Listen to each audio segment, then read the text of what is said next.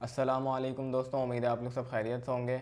आज हमारी सीएसएस की सेकंड एपिसोड है। पहली एपिसोड जो थी वो मैंने दरअसल लाइव की थी और मैंने लाइव इसलिए की थी कि अगर आप लोगों के कुछ क्वेश्चन हो तो आप लोग क्लियर कर लें, वो मुझसे लाइव पूछ लें ताकि मैं एक्सप्लेन कर दूं। तो फिलहाल उस टाइम कोई क्वेश्चन नहीं आए थे तो मैंने सोचा कि इसको रिकॉर्डेड कर देता हूँ। काफ़ी दिनों के बाद वीडियो आ रही है तो मैं आप लोगों को एक चीज़ बताऊँगा कि इसके साथ साथ, इस वीडियो के साथ साथ एक आप लोगों के लिए गुड न्यूज़ भी है, क्योंकि इंशाल्लाह आज ही इस एपिसोड को रिकॉर्ड करने के बाद मैं एक और एपिसोड रिकॉर्ड करूँगा जिसके अंदर हम एक कंप्लीट वेबसाइट बनाएंगे अभी तक जो हमने HTML और CSS सीखा है उसकी मदद से। तो आप लोग समझ गए हैं कि कंप्लीट वेबसाइट आप लोग बना सकते हैं अगर अभी HTML के फर्स्ट एपिसोड से अगर आप मेरी वीडियो जो देख रहे हैं और CSS की ये वाली एपिसोड भी अगर आप देख लेते हैं तो इसके बाद जो हम वीडियो बनाने जाएंगे उसके अंदर हम देखेंगे कि किस तरीके से हम कंप्लीट वेबसाइट बनाएंगे। तो वो तो हम बना लेंगे, लेकिन आज की CSS की क्लास को हम पहले स्टार्ट करते हैं और अभी देखते हैं कि हमने कहाँ तक के CSS पढ़ ली थी। अच्छा, ये HTML और CSS की जो बुक थी हमारे पास, ये मैंने आप लोगों के साथ शेयर की थी। अगर आप लोगों को नहीं पता ये कहाँ से मिलेगी तो आप लोगों को इसका लिंक आई थिंक गिवन है HTML की एपिसोड 1 की डिस्क्रिप्शन में। आप लोग उस वीडियो को प्ले कीजिएगा और उसकी डिस्क्रिप्शन में चेक कर लीजिएगा, इस बुक का लिंक आपको मिल जाएगा। तो यहाँ पर HTML की जो है हमने 8 चैप्टर्स, बहुत सारे ऐसे चैप्टर्स हैं जो हमने स्किप किए हैं, टेबल्स वगैरह और बहुत सारी ऐसी चीज़ें जैसे आई फ्रेम वगैरह, लेकिन ये सारी जो है कॉमनली यूज नहीं है और मैं चाह रहा था कि आप लोगों को जल्दी से एक स्टैटिक वेब डेवलपर बना दूं। तो इस वजह से अभी मैंने सोचा है कि चलें पहले हम अपनी CSS को भी कंप्लीट कर लेते हैं एंड देन जो चीज़ें रहती हैं उसको हम क्लियर सॉल्व कर लेंगे और उसको देख लेते हैं। चलें अभी हम CSS को देखते हैं। CSS आके ही नहीं दे रहा है, आई थिंक आ गया जी। इंट्रोड्यूसिंग CSS, ठीक है। What CSS does, how CSS works, rules, properties and values. अच्छा, व्हाट CSS डज, CSS क्या करता है। ऑब्वियसली आप लोगों को पता है कि HTML जिस तरीके से स्ट्रक्चर बनाता है उस तरीके से CSS उसके अंदर स्टाइलिंग करती है, ठीक है। करती है या करता है, कुछ भी कह सकते हैं। हाउ CSS वर्क, CSS किस तरीके से काम करता है, इसकी भी डिस्क्रिप्शन हम यहाँ पे पढ़ लेते हैं। चलें, इधर तो नहीं है। CSS इस तरीके से वर्क करता है कि CSS हम इस तरीके से अप्लाई करते हैं कि जैसे हमने एक हेडिंग का टैग बनाया है या पैराग्राफ लिखा है या H1 लिखा है, हम उसको टारगेट करेंगे, यानी कि हम CSS की फ़ाइल बनाएंगे, उसके अंदर नाम देंगे कि भाई किस तरीके से आपको इसके ऊपर क्या क्या स्टाइलिंग्स अप्लाई करनी है। सिंपली ये चीज़ है, ठीक है। अभी जो है हमारे पास यूजिंग एक्सटर्नल CSS, और ये सारी चीज़ें हमने पहले एपिसोड में क्लियर कर ली थी। Using internal CSS, external CSS। तो अगर जिसने पहली एपिसोड नहीं देखी है तो उसको पहली एपिसोड देखना लाजमी है, अदरवाइज़ उसको सेकंड एपिसोड समझ नहीं आएगी, क्योंकि हम इसके अंदर जो है ऊपर ऊपर से जाएंगे, समझ रहे हैं ना, ऊपर ऊपर से। अभी हमारी CSS कोई मुझे समझ नहीं आ रहा कि अभी तक क्या हमें जी। सबसे पहला चैप्टर है कलर का, जिसको इस कलर के चैप्टर को भी हमने लास्ट क्लास में वो कर लिया था। चलें अभी मैं लास्ट क्लास का कोड हल्का सा आपको रिवाइज़ करा देता हूँ। सबसे पहले हम क्या करते हैं, मैं यहाँ पर एक नया फोल्डर क्रिएट करता हूँ डेस्कटॉप पे। अच्छा, अगर किसी चीज़ की आप लोगों को कमी महसूस हो, कमी महसूस होने से मुराद ये नहीं कि ये कि जो है आप लोगों को वॉइस क्वालिटी या फिर वीडियो क्वालिटी, या मैं अगर ज़्यादा स्पीड से पढ़ा रहा हूँ तो वो सारी चीज़ें आप लोग कमेंट करके बता दें ताकि आप लोगों के लिए आसानी हो सके। स्पेशली जो है ये वीडियो हमारी है एक मौजूद दोस्त के लिए, जिनकी वजह से ये कोर्स आप लोग भी देख रहे हैं। अच्छा, चलते हैं यहाँ पर मैं अपनी index.html की फ़ाइल बनाता हूँ, साथ ही style.css की फ़ाइल बनाता हूँ। दो फाइल मैंने इसलिए बनाई कि HTML की फ़ाइल के अंदर तो जो है मैं स्ट्रक्चर रेडी करूँगा, एक H1 लिख देता हूँ, ठीक है। ये मैंने H1 लिख दिया, हेलो वर्ल्ड। इसको हमने लाइव सर्वर पे रन कर लिया। अभी क्या करना है, ये HTML की फ़ाइल को लिंक कराना है CSS से। CSS को लिंक कराना बहुत ही ज़्यादा ईजी है, हमने ऑलरेडी फ़ाइल क्रिएट कर ली है। और अगर ये देखें हमारा लाइव सर्वर यहाँ पे ऑन हो गया, हेलो वर्ल्ड यहाँ पे रेंडर हो गया। अभी हमें जो है ज़रूरी नहीं है कि CSS की फ़ाइल में पहले बनाऊँ, मैं इसको जो है ना डिलीट कर देता हूँ। देखें मैंने इसको डिलीट कर दिया। अभी देखें मैं इधर हेड के सेक्शन में आता हूँ। आपको पता है कि हमें अपनी जो है हम अभी मैं जो है अप्लाई कर रहा हूँ वो एक्सटर्नल CSS, क्योंकि मैंने आपको बताया कि हम एक्सटर्नल CSS को ज़्यादा रिकमेंड करूँगा मैं आपको, क्योंकि एक्सटर्नल CSS से क्या होता है, आपका कोड जो होता है यानी कि HTML का कोड और CSS का कोड मिक्स नहीं होता, सेपरेट फाइल्स होती हैं और बहुत ही ज़्यादा क्लियर रहता है आपका कोड, ईजी टू रीड रहता है और अंडरस्टैंड के लिए, ठीक है। यहाँ पर मैं लिंक का टैग लगाता हूँ हेड सेक्शन के अंदर, और यहाँ पर लिंक लिखने के बाद देखें मुझे बहुत सारी सजेशन आ रही हैं, तो मैंने जहाँ पे लिंक के आगे CSS लिखा है उसके ऊपर इंटर कर दिया। जैसे ही मैंने किया तो href के अंदर इसने खुद ही ऑटोमेटिकली स्टाइल लिख के जो है पाथ दे दिया, और आप देखें तो स्टाइल जो है ऑटोमेटिकली सजेस्ट भी है। मैं इसको बैक करता हूँ तो देखें रिमूव हो जाता है। यानी कि इसने बोला है कि भाई ये जो आप पाथ देना चाह रहे हो वो style dot C S S, जो फाइल का नाम है स्टाइल है, तो मैं स्टाइल ही रहने देता हूँ। अभी देखें मैं इसको सेव करता हूँ तो देखें कुछ भी नहीं होगा, क्योंकि हमने फाइल की पाथ जो दी है वो फाइल तो क्रिएट ही नहीं है। अभी मुझे क्रिएट करनी है, मैं सिंपल क्या करूँगा, कंट्रोल का बटन प्रेस करूँगा जो आपके कीबोर्ड के लास्ट में होता है, बॉटम में लेफ़्ट पे, ठीक है, सबसे लास्ट जो वर्ड होता है। कंट्रोल को प्रेस करा मैंने और प्रेस करके ही रखा है, और जो है मैं इसके ऊपर ले जाके लेफ़्ट क्लिक करता हूँ तो मुझसे ये प्रॉम्प्ट कहता है कि भाई unable to open style dot C S S, यानी कि style dot C S S नाम की कोई फाइल ही नहीं है। तो क्या मैं इसके ऊपर बटन पे क्लिक करके क्रिएट फाइल कर दूँ? जी हाँ, कर दिया। तो देखें style dot C S S की फ़ाइल क्रिएट हो गई। अच्छा, ये बोनस चीज़ है, इतना ज़रूरी नहीं है, अगर आपको ये समझ नहीं आ रहा है तो ठीक है इसको, ठीक है। अच्छा, अब यहाँ पर जो है मैं HTML के अंदर जो मैंने हेलो वर्ल्ड लिखा था H1, इसको किस तरीके से टारगेट करूँगा। मैंने H1 लिखा, आगे लिखा, बॉर्डर लिखा, 1 पिक्सल सॉलिड लिखा, ठीक है। देखें बॉर्डर आ गया हमारे H1 पे। अभी ये क्या था, ये जो बिल्कुल ही ऊपर से मैं चला गया, ये था H1 के ऊपर स्टाइलिंग अप्लाई जो की थी वो इस तरीके से कि हमें देखें ये हमारी HTML है, H1 मैंने लिखा। अब मैं चाहता हूँ HTML के ऊपर कुछ स्टाइलिंग अप्लाई करना, तो मैं यहाँ पे आऊँगा, मैं लिखूँगा H1। मैंने H1 क्यों लिखा, क्योंकि मैं सिर्फ H1 के ऊपर स्टाइलिंग चाहता हूँ। अब मैंने कर्ली ब्रेसेस लगाए, इसके अंदर जो है कर्ली ब्रेसेस के अंदर मुझे जो स्टाइलिंग में ऐड करूँगा, कुछ भी हो, मैं बॉर्डर दूँ या H1 का कलर चेंज करना है, वो सारा मैं वो सब कुछ मैं इस ब्रैकेट के अंदर ही ऐड करूँगा, ठीक है। तो सबसे पहले मैं एक प्रॉपर्टी लिखता हूँ कलर की। कलर की प्रॉपर्टी क्या करती है, कलर जब हम लिखते हैं और ये कॉमा लगाते हैं तो उसके बाद जो है हमें एक वैल्यू देनी होती है, जो कलर की हम वैल्यू चाहें। मैं ग्रीन रखता हूँ तो ग्रीन हो जाएगा, तो मैंने ग्रीन रख दिया और सेव कर दिया। अब जाके देखते हैं तो ग्रीन हो गया। देखिए ये तो हमारा था पिछली क्लास में, ठीक है, ये हमने इसको टारगेट करना सीख लिया था। अभी हम सीखते हैं क्या, अभी हम ये सीखेंगे, बुक से तो मैं टच नहीं ले रहा, अभी मैं ये दिखा देता हूँ आप लोगों को कि क्लास को किस तरीके से टारगेट करना है। और थोड़ा सा ना मैं आपको ये दिखाता हूँ डिस्प्ले फ्लैक्स करके, आई मीन कि डिस्प्ले फ्लैक्स को किस तरीके से यूज़ कर सकते हैं। चले मैं यहाँ पे डिस्प्ले फ्लैक्स को यूज़ करके दिखाता हूँ। डिस्प्ले फ्लैक्स यूज़ क्यों करते हैं ये पहले जान लें। देखिए हमारी वेबसाइट जो होती है उसके अंदर मल्टीपल सेक्शन है। यहाँ पर जो ये ड्राइव है, चलें ड्राइव को आप रहने दें, मैं किसी और वेबसाइट को दिखाता हूँ। मैंने फेडेक्स की वेबसाइट को ओपन किया है। यहाँ पर आप देखेंगे कि मल्टीपल सेक्शंस होते हैं एक वेबसाइट के अंदर। वो मल्टीपल सेक्शन किस तरीके से होते हैं अभी मैं आपको समझाऊंगा तो आपको पता चलेगा, ठीक है। ये देखें ये एक वेबसाइट है, इसके अंदर हेडर एक सेक्शन है, और ये जो है हेडर के बाद जो आप ये इतनी शिप मैनेज और इसके अंदर ये छोटी मोटी चीज़ें देख रहे हैं जहाँ पर बैकग्राउंड में इमेज लगी, ये एक सेक्शन है। अच्छा, इसके अंदर भी मल्टीपल सेक्शन है, एक ये सेक्शन है, एक ये सेक्शन है। तो ये सारे सेक्शन हमने सेपरेटली इसको टारगेट किया है और फिर इनके ऊपर स्टाइलिंग अप्लाई की है, ठीक है। ये जो सेक्शन था, ये जो वाइट वाला आप देख रहे हैं, इनपुट यहाँ पर लिखने का ऑप्शन आ रहा है मेरे पास, इसको हमने सेपरेटली सिलेक्ट किया। इसका बैकग्राउंड अलग है, इसका बैकग्राउंड अलग है। ये जो 3 बॉक्सेस आपको दिख रहे हैं यहाँ पर, एक सेकेंड क्लिक हो गया, 3 बॉक्सेस आपको दिख रहे हैं, हमने इस एक बॉक्स को टारगेट किया, इसका बैकग्राउंड वाइट रखा। दूसरा जो बॉक्स है सेंटर वाला, इसका बैकग्राउंड हमने पर्पल रखा या ब्लू, जो भी कलर है। इस तरीके से हमने मल्टीपल टाइम्स जो है हर चीज़ को अलग अलग सेपरेटली सेलेक्ट किया एंड देन उसके ऊपर स्टाइलिंग अप्लाई की। तो अब हमें क्या करना है कि हमें 2-3 सेक्शन बनाने हैं। एक हमें बनाना है, सबसे पहले एक हम बना देते हैं कार्ड, ठीक है। कार्ड किस तरीके से बनेगा, कार्ड से मुराद ये है कि अभी मैं कार्ड बनाता हूँ, आप लोगों को समझ आ जाएगा किस तरीके का कार्ड, जैसे कि प्रोफाइल कार्ड कह लें आप उसको। तो प्रोफाइल कार्ड के अंदर जो है मैं प्रोफाइल कार्ड में लिखता हूँ, इधर देखते हैं कि हमारे पास गूगल क्या हमें बताता है कि प्रोफाइल कार्ड किस तरीके के होते हैं। एक तो NIC कार्ड होता है वो वाला अलग है, एक प्रोफाइल कार्ड अलग होता है, ठीक है। देखिए ये प्रोफाइल कार्ड है, हम इसको HTML CSS से बना सकते हैं। ये भी है, देखिए हम ये वाला बनाने की कोशिश करते हैं। ये जो प्रोफाइल कार्ड है हम इसको बनाएंगे, आई होप कि आप लोगों को नज़र आ रहा हो। देखें ये प्रोफाइल कार्ड अभी हम बनाते हैं। अच्छा, हो सकता है कि बिल्कुल एज इट इज़ इस तरीके से ना हो, क्योंकि अगर बिल्कुल एज इट इज़ इस तरीके से करूँगा तो बहुत ज़्यादा कॉम्प्लेक्स हो सकता है आप लोगों के लिए। तो मैं सिंपल चीज़ें बताऊँगा जिससे आप ये चीज़ें कर सकते हैं। चलें सबसे पहले इसको अप्लाई करते हैं अपनी HTML की फ़ाइल से, हेलो वर्ल्ड को रिमूव करते हैं और डिव सेक्शन लेते हैं। डिव हम क्यों बनाते हैं, डिव हम इसलिए बनाते हैं भाइयों के हमें मल्टीपल चीज़ों को एक चीज़ के अंदर रखना है, तो हम एक सेक्शन बनाएंगे। डिव हमें सेक्शन बना के देता है।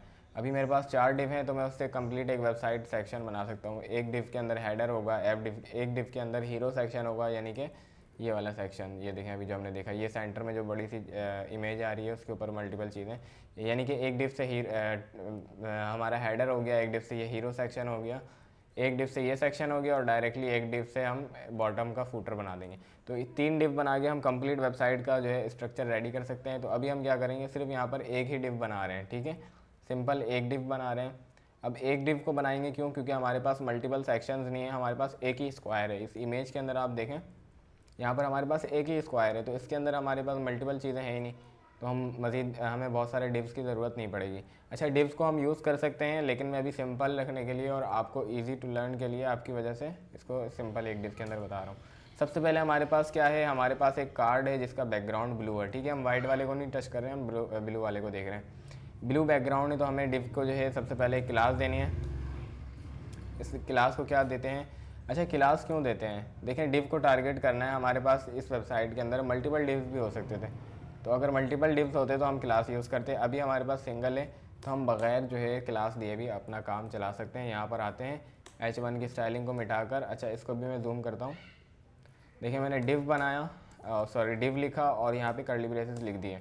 अब डिव के अंदर जो भी मैं चीज़ें अप्लाई करूँगा ना, वो चीज़ें, यानी कि इस डिव के अंदर जो भी मैं स्टाइलिंग अप्लाई करूँगा वो इस डिव के ऊपर अप्लाई होगी। सबसे पहले मैं इसको देता हूँ विद लिखता हूँ, उसके आगे मैं लिख देता हूँ 30%, ठीक है। हाइट में लिखता हूँ कितनी, हाइट में लिख देता हूँ 80%, ठीक है। अभी जाके इसको सेव करते हैं और देखते हैं, कुछ भी नहीं आएगा हमारे पास, ये हमारा डॉक्यूमेंट है, कुछ भी नहीं है। अभी हम इसको बैकग्राउंड कलर देते हैं, यहाँ पर ब्लू, तो अभी देखें अभी हमारे पास कुछ भी नहीं आया। क्यों नहीं आया, क्योंकि हमारा डिव टारगेट नहीं हुआ। अभी इसको जो है, सॉरी टारगेट नहीं हुआ कह रहा हूँ, इसको हमने परसेंट में दिया। अभी हम इसको यही चीज़ें पिक्सल्स में देते हैं, तो देखते हैं अगर तो हमारी चीज़ें पिक्सल्स में देने के बाद नज़र आ जाती हैं, तो इट मीन्स कि हमारा डिव जो है टारगेट प्रॉपर्ली हुआ है। देखिए हमने इसके ऊपर कोई चीज़ अप्लाई की और वो नहीं आई, तो इसके मल्टीपल रीज़न्स हो सकते हैं। कुछ हमने कोड लिखा और जो है वो कोड यानी कि काम नहीं कर रहा, हमारी CSS अप्लाई नहीं हो रही, तो इसकी मल्टीपल चीज़ें हो सकती हैं। या तो एक तो ये हो सकता है कि जो हमने प्रॉपर्टीज़ और वैल्यूज़ लिखे हैं, यानी कि यहाँ पर विद और हाइट और बैकग्राउंड कलर, इसमें कोई इशू हो। सेकंड ये हो सकता है कि जो मोस्टली होता है जिसकी वजह से हमारा टाइम वेस्ट होता है, हम यहाँ पर सही प्रॉपर्टीज़ और वैल्यूज़ लिख रहे होते हैं लेकिन फिर भी हमारी चीज़ अप्लाई नहीं होती। वो वजह क्या होती है, हम यहाँ पर टारगेट नहीं कर रहे होते। ये जो हमारा डिव है इसको हम सही तरीके से टारगेट नहीं कर रहे होते। चलें अभी देखते हैं जाके, तो देखें हमने जो है प्रॉपर्टी और वैल्यूज़ गलत लिखी थी, ठीक है। यहाँ पर परसेंट में लिखी हुई थी, मैंने Ctrl+Z किया आपको दिखाने के लिए, इस वजह से हमारा डिव टारगेट नहीं हो रहा था, और सॉरी डिव टारगेट हो रहा था लेकिन CSS अप्लाई नहीं हो रही थी। अभी यहाँ पर देखें मैंने अपनी सही प्रॉपर्टीज़ और वैल्यू लिखी है और यहाँ पर प्रॉपर्ली शो हो रहा है। अभी मैं क्या करता हूँ, डिव के आगे ना S div लिख देता हूँ, तो देखें यहाँ पर हमारा कुछ भी शो नहीं हो रहा, क्योंकि हमने सही तरीके से CSS को अपने टैग को टारगेट नहीं किया, ये चीज़ है। अब मैंने 30 पिक्सल और ये कर लिया। अब मैं 30 पिक्सल नहीं करता हूँ भाई, मैं इसको 500 पिक्सल करता हूँ, इसकी विद और हाइट कर देता हूँ 900 पिक्सल। 900 पिक्सल आई थिंक ज़्यादा हो गई है, 600 पिक्सल कर देता हूँ, ये भी बहुत है। अच्छा नहीं, बहुत नहीं है, हमने इसको जूम इन बहुत ज़्यादा किया हुआ है, ठीक है। ये हमारा हो गया डिव। अब जो है हमारी कुछ इस तरीके की शक्ल तो नहीं आई। अच्छा फालतू टैब्स में काटता हूँ जिससे आप लोगों को परेशानी हो समझने में। देखें ये हमारा जो सेक्शन था, इसको हमने बनाने के लिए सबसे पहले क्या करना है, हमने एक डिव बना लिया। अच्छा एक चीज़ और देखें, ये सेंटर में या लेफ़्ट अभी हम इसको नहीं कर रहे, वो एंड में करेंगे, ठीक है। अब जो है हमें क्या करना है, हमें इस डिव के जो है बॉर्डर्स जो हैं, कॉर्नर्स जो हैं, उसको हमें रेडियस करना है, यानी कि आप देखें कर्व हुए हैं थोड़े से, बिल्कुल हमारे जो हैं यहाँ पर हैं बिल्कुल त्रिकोण से, हमें इसको कर्व करना है। उसके लिए हमारे पास एक प्रॉपर्टी है, उसको हम क्या कहते हैं, बॉर्डर रेडियस, ठीक है। अच्छा ये जो 3 प्रॉपर्टी हैं इसको तो आपने रट लेना है कि भाई ये तो हर जगह यूज़ होती हैं, और इसमें मेरे ख्याल कोई ज़्यादा कॉम्प्लेक्सिटी नहीं है।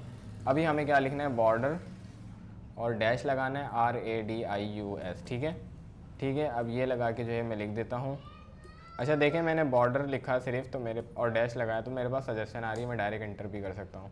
अच्छा अब जो है यहाँ पर मैं क्या लिखता हूँ, यहाँ पर मैं लिख देता हूँ 100 पिक्सल, और जाके देखते हैं क्या रिज़ल्ट है।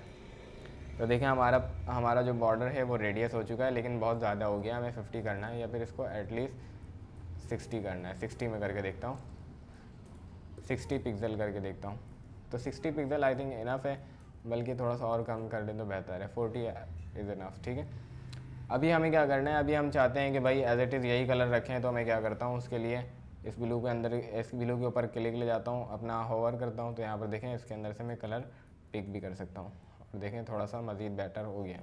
अभी इसके अंदर हमें सबसे पहले इमेज लगानी है, एंड इमेज लगाना आप लोगों को मैंने बता दिया है HTML के अंदर। तो इमेज लगाने के लिए हमें क्या करना है, सबसे पहले हमें जाना है डिव के अंदर, क्योंकि हमारा सारा काम डिव के अंदर हो रहा था। डिव देखें, अच्छा अभी तक एम्प्टी है, कुछ भी नहीं है। हमने इसको डिव और हाइड डिव को विद और हाइड दिए, तो इसने अपना शेप बना लिया है, रेडियस दिया है, तो अपने कॉर्नर्स जो है उनको रेडियस कर लिया है। अब इसके अंदर हम एक इमेज लगाते हैं, और इमेज के अंदर हम किसी एनिमेटेड कार्टून की इमेज लगा लेते हैं। ठीक है, एनिमेटेड कार्टून मैंने लिखा, एंड प्रोफाइल लिख देता हूँ।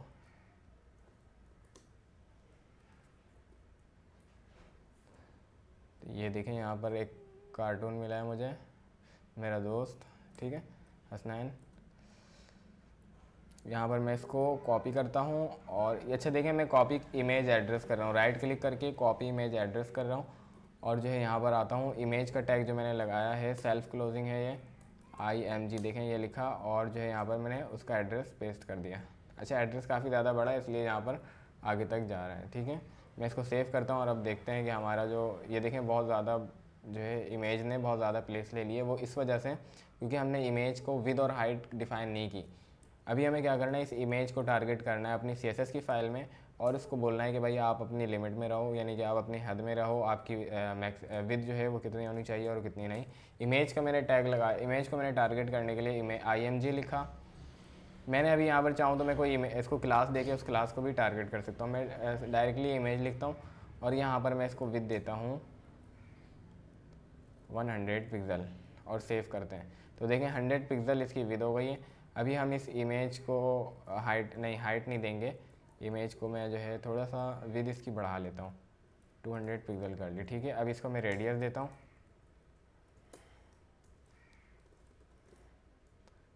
ठीक है, बॉर्डर रेडियस दिया, तो इमेज की जो भी है कॉर्नर वो सारे राउंडेड हो गए हैं। अभी मैं इस इमेज को सेंटर करूँगा, एंड सेंटर देखिएगा आप नहीं होगी।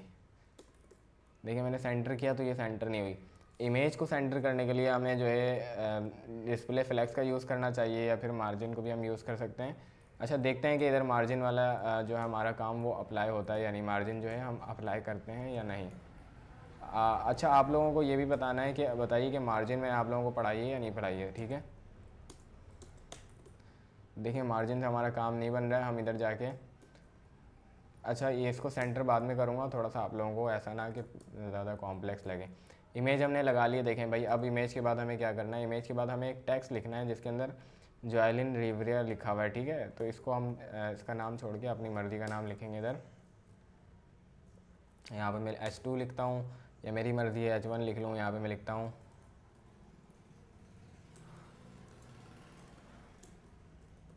ठीक है, मैंने यहाँ पर हसनैन लिखा। अब यहाँ पर देखें मेरा टेक्स्ट रेंडर हो गया, लेकिन ये टेक्स्ट जो है बहुत ही ज़्यादा अजीब लग रहा है। वो इस वजह से क्योंकि इसका कलर ब्लैक है, एंड इसका साइज़ भी छोटा है। साइज़ इंक्रीज़ कर सकता हूँ मैं H2 को उधर टारगेट करके, लेकिन मैं इधर H1 कर देता हूँ, तो ऑब्वियसली H1 का कलर H2 से साइज़ थोड़ा सा जो है बड़ा होता है। यहाँ पर देखें H1 थोड़ा सा बड़ा हो गया। अब मैं यहाँ पर जाता हूँ, H1 को अपने टारगेट करता हूँ, और यहाँ पर इसको दे देता हूँ कलर की प्रॉपर्टी, और आगे लिख देता हूँ वाइट। देखें हमारा कलर हो गया है वाइट। अब देखें टेक्स्ट को हमें सेंटर करने में, टेक्स्ट को हमें सेंटर करना आना चाहिए, और ये बहुत ज़्यादा इजी है। टेक्स्ट को सेंटर करना है तो मैं क्या करूँगा, टेक्स्ट अलाइन सेंटर। तो देखें ये चीज़ हमारी सेंटर में आ गई। एक और चीज़ अब मैं क्या करता हूँ, अब मैं एक और चीज़ आपको बताता हूँ। इसके नीचे हमने एक और चीज़ यानी कि नेम के नीचे वेब डेवलपर यानी कि जो भी हैं पोजीशन लिखी हुई है इस कार्ड होल्डर की, तो यहाँ पर मैं इसके नीचे एक लेता हूँ स्पैन, और यहाँ पर लिख देता हूँ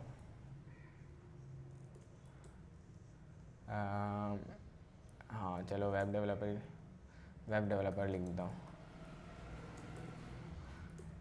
यहाँ पर देखें वेब डेवलपर आ गया, वो भी यहाँ पर आ रहा है। अच्छा अभी हमें जो है हमारा जो इसका हमें जो है हमने यहाँ पर स्पैन में लिखा है, मैं चाहूँ इसको PB यानी कि पैराग्राफ से भी कन्वर्ट कर सकता हूँ, तो कोई इसमें इतना ज़्यादा इशू नहीं है। अभी एक चीज़ मैं आपको समझाने वाली बात जो ये है कि यहाँ पर देखें हमारा जो कार्ड है जिसको हम फॉलो कर रहे हैं, यानी कि जिसको हमें डिज़ाइन करना है, उसके अंदर तमाम जितने भी टैग्स हैं वो सारे सेंटर में हैं। तो अब हमें क्या करना होगा, हम जैसे H1 के अंदर हमने नेम लिखा, पैराग्राफ के अंदर हमने ये लिखा, सबको हम सेपरेटली टेक्स्ट अलाइन सेंटर करने के बजाय जो हमारा पेरेंट है उसको अगर एक दफ़ा हम टेक्स्ट अलाइन सेंटर कर दें तो इस पेरेंट के अंदर जितनी भी चीज़ें हैं वो सारी टेक्स्ट अलाइन सेंटर हो जाएंगी। आई थिंक आप लोगों को थोड़ा सा कॉम्प्लेक्स लगा होगा, तो यहाँ पर ये जो डिव है मैं इधर से समझाता हूँ। ये जो हमारा डिव है इसके अंदर बहुत सारी चीज़ें हैं। अब अगर मैं इस डिव को टेक्स्ट अलाइन सेंटर कर दूँ ना, तो इसके अंदर जितने भी H1 आ जाएँ उन सब को जो है सेंटर में ही वो सब सेंटर में अलाइन हो जाएंगे। सबको सेपरेटली हमें टेक्स्ट अलाइन सेंटर करके नहीं देना पड़ेगा। जिस तरीके से अभी हमने H1 को यहाँ पर दिया टेक्स्ट अलाइन सेंटर, अभी हमने पैराग्राफ लिखा, अब उसको भी देना पड़ेगा भाई, क्योंकि वो भी लेफ्ट में आ रहा है। यहाँ पर आप देखें, यहाँ पर वो भी लेफ्ट में आ रहा है। अभी मैं क्या करता हूँ, मैं टेक्स्ट अलाइन सेंटर करने के बजाय इसको H1 को करने के बजाय यहाँ से कट करता हूँ, और डिव जो है हमारा पेरेंट, इन सब को जो पेरेंट है यानी कि ये सब इसके अंदर है, तो ऑब्वियसली ये पेरेंट कहलाएगा। टेक्स्ट अलाइन सेंटर कर दिया, तो यहाँ पर देखें आप इमेज समेत हमारा नेम और पैराग्राफ वो सब जो है क्या हो गए, सेंट्राइज हो गए। अब हमें क्या करना है, पैराग्राफ को भी जो है, अच्छा एक और चीज़ ये कि अब अगर मैं जो है यहाँ पर कलर भी आप देखें, H1 को कलर मैंने दिया वाइट। अब अगर मैं H1 का कलर हटा दूँ और इस डिव को ही कलर वाइट दे दूँ, तो इसके अंदर जितनी भी चीज़ें आएंगी ना, या इनके टेक्स्ट जितने भी आएंगे, पैराग्राफ हो गया, स्पैन हो गया, या फिर H1 हो गया, तो वो सब का कलर, उन सब का कलर जो है वाइट हो जाएगा। देखें मैंने H1 से कलर वाइट हटा के इधर डिव के अंदर इसको रख दिया। अब देखें हमारी दोनों चीज़ों का कलर वो वाइट हो चुका है।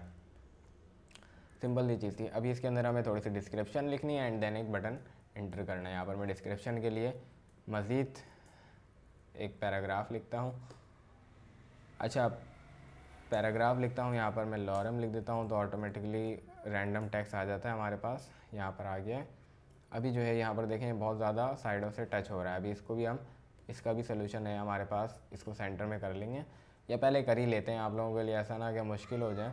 इसको करने के लिए हमें क्या करना है, सबसे पहले जो ये हमारा पैराग्राफ जो हमने लिखा है, इसको साइडों से हमें क्या करना है, पैडिंग देनी है। तो हम पैडिंग क्या करेंगे, ये जो है हमारे पास एक सोल्यूशन है।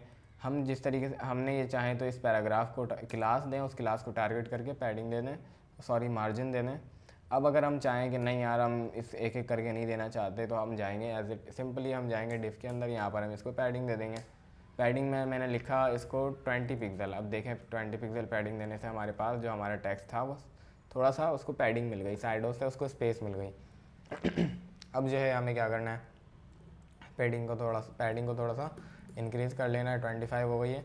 अब हमें सेकंड थिंग क्या है जी, हमारे पास एक बटन है जिसके अंदर एक मेल लिखी हुई है ना, तो हम जल्दी से बटन को क्रिएट कर लेते हैं। वीडियो बहुत ज़्यादा लेंदी ना हो जाए, मैं देखूँ कितने मिनट की हो गई। ओह शिट, काफ़ी लेंदी हो गई। चलें ठीक है, यहाँ पर मैं एक बटन लिखता हूँ इस पैराग्राफ के नीचे। ये पैराग्राफ के नीचे मैंने बटन का टैग लगाया, इसके अंदर लिखा HUSNAIN@gmail.com। ठीक है, अब देखते हैं बटन आया नहीं आया। देखें बटन हमारे पास आ गया। हमें बटन के ऊपर CSS अप्लाई करनी है। बटन के ऊपर किस तरीके से CSS अप्लाई होगी, बटन को टारगेट करना है सिंपली, और क्या क्या चीज़ें अप्लाई होंगी। सबसे पहले बटन का कलर वाइट होगा, कलर वाइट करने की ज़रूरत है हमें। ठीक है, अच्छा देखें बटन का कलर ऑटोमेटिकली वाइट नहीं होगा, कुछ चीज़ें ऐसी होती हैं जिनका हो जाता है, जैसे कि टेक्स्ट टाइप की चीज़ें होती हैं ना, स्पैन हो गया हमारा, पैराग्राफ हो गया, H1 हो गए, यानी कि H हेडिंग्स हो गई, तो सारी चीज़ें खुद ऑटोमेटिकली कलर वाइट कर ले रही हैं। लेकिन बटन का कलर हमें डिफ़ाइन करना पड़ता है सेपरेटली। अब देखें हमें कलर वाइट करना है बटन का, और बटन को थोड़ी सी पैडिंग देनी है, क्योंकि आप देखें बटन के अंदर जो टेक्स्ट है उसको थोड़ी सी स्पेस मिली हुई है अपने बटन के बटन से। दो चीज़ें हम करते हैं, और बैकग्राउंड कलर चेंज करते हैं बटन का। आ जाते हैं अपने CSS के अंदर, ये बटन। अच्छा थोड़ा सा मैं जो है आप लोगों को गैप देता हूँ। देखें ये इमेज है, ये हेडिंग है, ये जो है क्या है, ये हमारा पोस्ट है, पोजीशन है कार्ड के अंदर जो हमने लिखा हुआ वेब डेवलपर। ये हमारे पैराग्राफ्स हैं छोटे से, ये बटन है। इस बटन को हम टारगेट करेंगे। इस बटन को डायरेक्टली हम कोई क्लास नहीं दे रहे, हम यहाँ से H1 को हटा देते हैं, H1 का काम ख़त्म। बटन लिखते हैं, बटन के अंदर मैं क्या लिखता हूँ, बटन का कलर लिखता हूँ वाइट। बटन का कलर हो गया होगा वाइट। बटन का बैकग्राउंड कलर क्या हो, बैकग्राउंड कलर हो जाए ब्लू। अच्छा कंप्लीट ब्लू नहीं करेंगे क्योंकि बैकग्राउंड ही हमारा ब्लू है, हम इसका थोड़ा सा ब्लू से चेंज रखेंगे। ठीक है, अब ये हो गया बटन का कलर। अब पैडिंग बटन को देंगे थोड़ी सी 5 पिक्सल, और अब इतना करने के बाद जो है ना, ये जो 3 चीज़ हमने लगाई हैं इसको जाके चेक करते हैं कि भाई आया कि ये चीज़ अप्लाई हुई हैं या नहीं हुई हैं। लेट्स सी, यहाँ पर आते हैं अपनी फ़ाइल में तो देखें ये चीज़ें जो हैं अप्लाई हो गई हैं, लेकिन एक अजीब सा बॉर्डर सा आ रहा है बॉटम पे, या फिर ये बॉर्डर है क्या है, इस चीज़ को हम हटा लेते हैं। और पैडिंग हमारी थोड़ी ज़्यादा कम लग रही है तो इस चीज़ को भी इंक्रीज़ कर लेते हैं। पैडिंग को मैंने 10 पिक्सल कर दिया, बॉर्डर को मैंने नन कर दिया। देखिए बटन हम बनाते हैं ना तो ऑटोमेटिकली वो बॉर्डर देता है, तो बॉर्डर अगर हमें नहीं चाहिए तो हम जाके बॉर्डर नन कर सकते हैं। अभी हमें क्या करना है, बटन की विड्थ थोड़ी बढ़ानी है। विड्थ हम क्या करते हैं 300 पिक्सल कर दी, ठीक है। बटन को भी हम बॉर्डर रेडियस देते हैं ताकि बटन के जो कॉर्नर्स हैं वो नोकीले ना हो, राउंडेड हों। इसको मैं 100 पिक्सल देता हूँ, ठीक है। बॉर्डर रेडियस ही होगा, 100 पिक्सल ज़्यादा हो गया है भाई, 30 पिक्सल इज़ 30 पिक्सल भी बहुत है, सही है। 20 पिक्सल हमने 15 पिक्सल हमने दे दिया है। अभी देखें हमारे पास जो है बटन जो है आ गया है, इसके अंदर टैक्स भी आ गया है। अब देखते हैं क्या चीज़ रहती है। अब चीज़ ये रहती है कि हमने इसके नीचे सोशल लिंक्स लगाने, सोशल लिंक्स को हम आज रहने देंगे। एक चीज़ और हम लास्ट में देख सकते हैं, यहाँ पर बॉर्डर हमें मिला हुआ है बॉटम में कार्ड के, हम उसको ऐड करते हैं। उसको ऐड करने के लिए हमें क्या करना है, बॉर्डर जो है हमारा वो किसके ऊपर है, वो इस चीज़ के ऊपर है कि जो कार्ड है हमारा ब्लू वाला इसको, यानी कि डिव का हम बॉर्डर बॉटम देंगे। बॉर्डर देना तो आपने आता है, बॉर्डर किस तरीके से देते हैं, बॉर्डर 2 पिक्सल, ठीक है। बॉर्डर लिखने के बाद 2 पिक्सल जो मैंने लिखा है, px जो लिखा है, ये बॉर्डर की विड्थ है कि कितना मोटा हो हमारा बॉर्डर। जितने हम पिक्सल्स बढ़ाएंगे उतने ज़्यादा बॉर्डर जो है मोटा होगा, उसकी विड्थ जो है मोटी होगी। अभी हमें इसको 2 पिक्सल के बजाय 5 पिक्सल कर लेना है। अब हमें यहाँ पर लिखना है सॉलिड और आगे लिखना है रेड, तो रेड कलर का बॉर्डर आ जाएगा। नहीं हमें येलो चाहिए भाई। अभी आगे देखते हैं तो हमारा बॉर्डर आ चुका है, लेकिन हमने बॉर्डर को ये नहीं बताया कि आपको लेफ़्ट पे आना है, राइट पे, टॉप पे या बॉटम पे, तो ये हर चारों तरफ आ गया। अभी अगर मैं इस बॉर्डर के आगे डैश लगा के बॉटम लिख दूँ तो देखें ये बॉर्डर सिर्फ बॉटम में आएगा, और जो कि आ चुका है। इसकी विड्थ में अब बढ़ा लेता हूँ 10 पिक्सल, ठीक है। तो देखें बॉर्डर बॉटम 10 पिक्सल आ गया है। एक चीज़ और हम कर लेते हैं, इस कार्ड की जो हाइट है उसको कम करते हैं, क्योंकि height is so much big. यहाँ पर हम 400 पिक्सल कर लेते हैं। अच्छा देखें अजीब सा लग रहा है इस तरीके से। 400 पिक्सल करके सेव किया, थोड़ा सा और इंक्रीज़ कर लेते हैं, 450 किया, ठीक है। अब जो है इसकी विड्थ को भी हम कम कर लेते हैं, विड्थ को हम 300 कर लेते हैं। 300 इज़ सो मच लो, यहाँ पर 350 कर ली, नहीं 350 भी कम है, 400 ही कर लेते हैं। तो देखें 400 किया हमने तो हमारी वो वाली शक्ल जो है यहाँ पर क्रिएट होने लगी है। अभी एक और चीज़ मैं बताऊँ, H1 जब हम लगाते हैं ना तो वो ऑटोमेटिकली स्पेस लेता है, मार्जिन लेता है अपने ऊपर और नीचे से, तो इसी वजह से वेब डेवलपर जो लिखा हुआ है वो थोड़ा ज़्यादा नीचे है H1 से, यानी कि मार्जिन जो है ऑटोमेटिकली हमारा हेडिंग का जो टैग है वो ले लेता है। तो हमें मार्जिन इसकी ख़त्म करनी है, यानी कि जो डिस्टेंस है इसको ख़त्म करना है, तो हमें इसकी मार्जिन ख़त्म करनी होगी। कौन सी साइड की, बॉटम की। टॉप वाली रहने देंगे क्योंकि इमेज से जो है थोड़ा फासला रहे तो अच्छी बात है। अच्छा अब इसको ख़त्म करने के लिए हमें H1 को टारगेट करना होगा। CSS में आके मैं H1 को टारगेट करता हूँ और यहाँ पर लिखता हूँ इसके अंदर मार्जिन कौन से साइड की, डैश लगा के बॉटम, क्योंकि नीचे की हमें मार्जिन ख़त्म करनी है। मार्जिन बॉटम 0 पिक्सल और सेव कर दिया। तो देखें थोड़ा सा हमें फ़र्क पड़ा होगा, और अगर नहीं पड़ा तो हम माइनस में दे सकते हैं। 10 पिक्सल माइनस में दी तो देखें जो नीचे की वो जो थी मार्जिन वो ख़त्म हो गई है। अब एक और चीज़ कि अगर हम चाहते हैं कि जो वेब डेवलपर है इसके नीचे पैराग्राफ से पहले थोड़ा सा मज़ीद डिस्टेंस बढ़ जाए, तो हम जस्ट फॉर नाउ इधर एक BR का टैग लगा सकते हैं भाई। BR का टैग लगा दिया, एक इससे पहले एक इसके बाद में, देखें। अच्छा बाद में नहीं लगाना है क्योंकि हमारे पास हाइट कम है, ठीक है। ये चीज़ हो गई हमारी फिनिश। चलें लगा लेते हैं। अब देखें ये हमारा बटन नीचे जा रहा है तो हम इसकी जो है हाइट बढ़ा लेते हैं। किसकी हाइट बढ़ा लेते हैं, अपने डिव की। 490 पिक्सल कर लिया और देखें हमारा कार्ड अप्रॉक्सीमेटली इसकी तरह हो गया है, लेकिन बिल्कुल एज इट इज़ वैसा नहीं हुआ है, और बिल्कुल एज इट इज़ उसको बनाना कोई ज़्यादा कॉम्प्लेक्स नहीं है। बस ये है कि थोड़ा सा टाइम चाहिए, और मुझे पता है कि जो आप लोगों के पास नहीं है आप लोग वीडियो को पूरा नहीं देखते हैं, और अगर देखते भी हैं तो सब्सक्राइब नहीं करते हैं भाई। आज के लिए इतना ही। अच्छा एक चीज़ और बता देता हूँ कि ये जो हमने बनाया इसको सेंटर में किस तरीके से करना है। इसको हम करेंगे भाइयों डिस्प्ले फ्लैग से। डिस्प्ले फ्लैग से करना बहुत ज़्यादा सिंपल है। अभी जो मैं कर रहा हूँ ये चीज़ आप देख लें, इसको जो है आप लोग शॉर्टकट समझें। डिस्प्ले फ्लैग्स को हम नेक्स्ट वीडियो में इंशाल्लाह कवर कर लेंगे, जब हम कंप्लीट वेबसाइट बनाएंगे उससे पहले एक वीडियो बनाऊंगा, ठीक है। अभी जो है आपको मैंने ये करके दिखाया मार्जिन 0 पिक्सल ऑटो, मार्जिन जो है हमें देनी होती है, तो हम डिफ़ाइन कर देते हैं भाई मार्जिन टॉप या मार्जिन बॉटम। तो अच्छा, पहले मैं बता दूं कि भाई अगर आप लोगों को ये थोड़ा सा ओवर लग रहा है, यानी कि आप लोगों के सर से गुजर रहा है, तो आप लोग यहाँ पर वीडियो को पॉज करो और जाके आराम करो, या फिर इसको इम्प्लीमेंट करो, प्रैक्टिस करो। लेकिन अगर आप लोगों को समझ आ रहा है तो आप लोग इस चीज़ को देख लें कि मार्जिन 0 पिक्सल ऑटो से मैंने इसको सेव किया है, तो इसके पीछे क्या लॉजिक है। मार्जिन जब हम लिखते हैं और उसके आगे लिख देते हैं 10 पिक्सल, और ये मैं ऑटो हटाता हूँ, तो ये क्या होता है, हमारे जो बॉक्स है इसको मार्जिन देता है हर जगह से 10 पिक्सल की। यहाँ पर देखें मैं 10 पिक्सल की बजाय 70 लिखता हूँ, तो देखें कितना ज़्यादा डिस्टेंस मिल गया, इसको चारों तरफ से मिला है।